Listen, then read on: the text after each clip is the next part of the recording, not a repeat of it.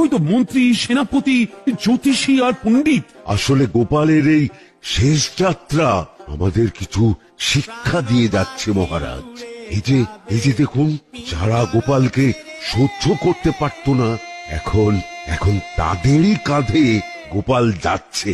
তার মানে শেষ পর্যন্ত কেউই কারোর শত্রু থাকে না, সবাই মান অভিমান ভুলে কাঁধে কাঁধ মিলিয়ে পার করে দেয়। আর ওই যে মোহর আর অলংকার ছড়িয়ে যাচ্ছে, সেটাও বুঝিয়ে দেয় যে এই অর্থ, সমৃদ্ধি সবই ফেলে একসময় চলে যেতে হবে। দুটো খালি হাতও বুঝিয়ে দিচ্ছে খালি হাতেই আমরা সংসারে এসেছিলাম, আর খালি হাতেই আমাদের যেতে হবে।